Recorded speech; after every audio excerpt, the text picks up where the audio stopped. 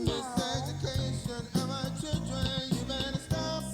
Stop the miseducation of our nation, you better stop. Stop the miseducation of our children, you better stop. Stop the miseducation of our nation. Listen to the proclamation. Every child has a right to a quality education. Well, let me hear it ring. Let me hear it ring. Let me hear the freedom bells ring. If you know what I mean. Don't track me. Don't track me. I said me. Don't track me. Track me to excel. Don't track me to fail. Track me to hope. Don't track me to track me to work. Don't track me to find. Track me to fame. Yeah, boy. If you know what I mean. If you know what I mean. 2015 will be the 50th anniversary of Bloody Sunday, the Selma Montgomery March, and the passage of the Voting Rights Bill. Well, that movement has been well documented. Even Oprah Winfrey's made a movie about it, y'all. But guess what? There's one movement that is totally unknown, except by those of us who made that movement happen. 1, 2, 3.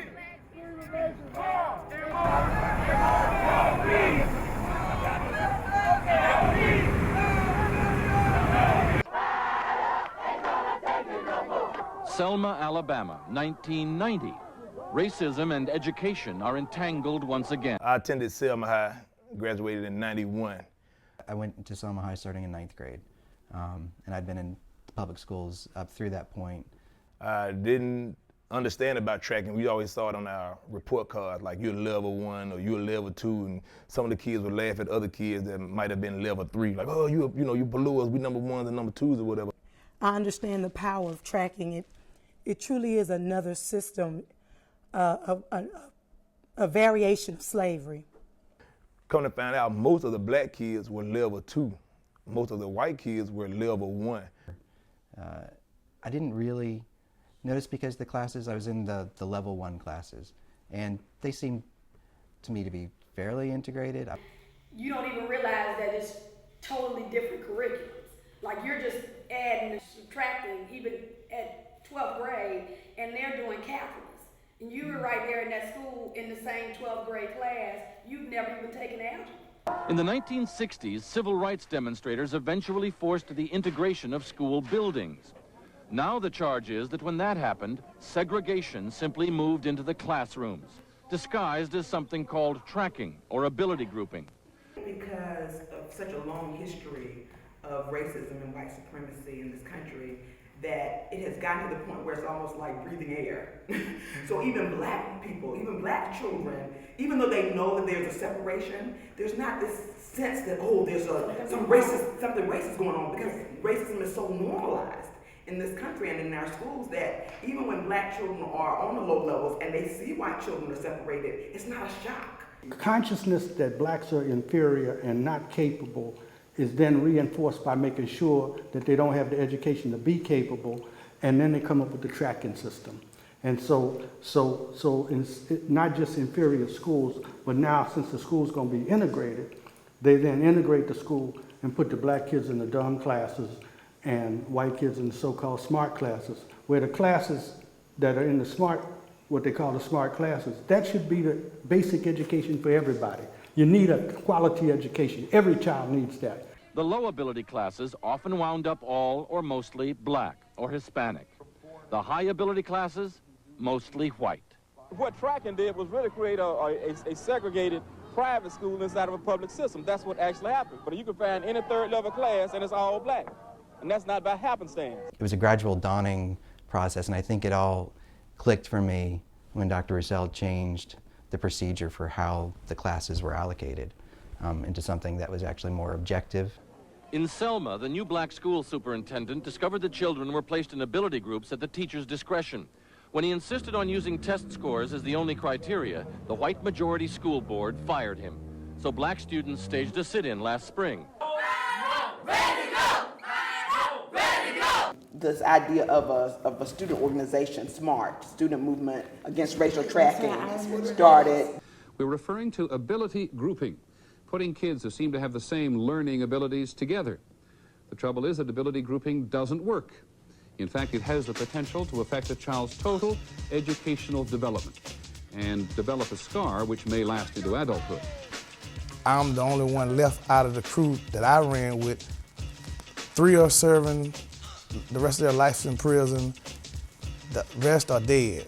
Is it possible that whether you become a successful manager or a prison inmate, a research scientist or an unskilled laborer, a professional artist or one of the chronically unemployed, is it possible that that might be determined partly by an educational sorting process which begins when you're 6 years?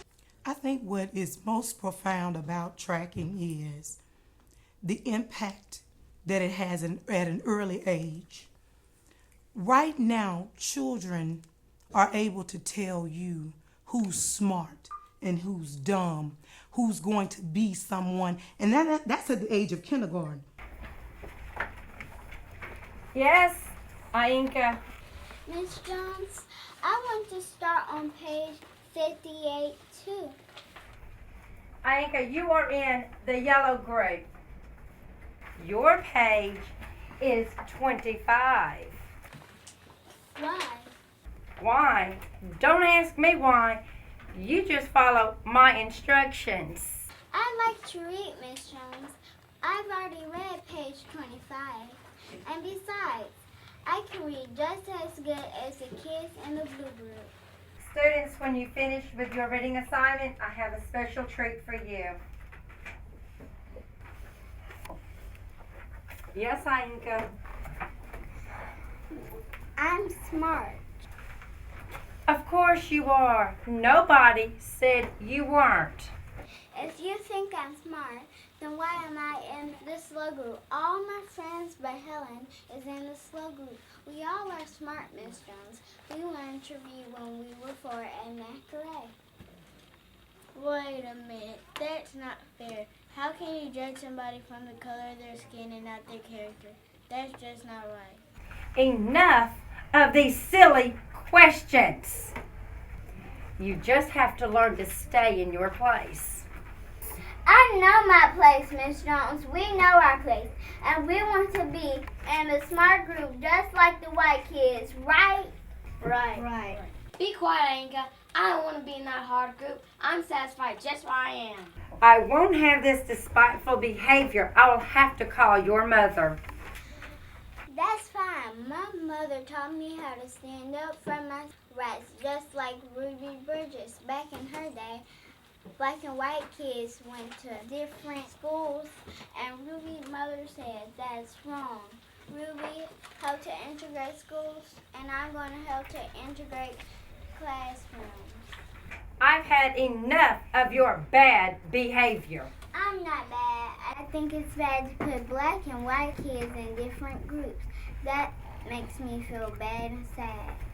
I don't mean to make you feel sad, Ainka, but you have to learn to be obedient and stay in your place. What is my place, Miss Jones? Are you guys? How do you know my place? I think the Selma movement is maybe didn't win the struggle, but I think it planted the seed for this next generation of youth, black, white, brown, Asian, Middle Eastern, because we're all suffering the same thing, whether it be in Egypt or in Syria or in Palestine or in Israel. People are still suffering and struggling.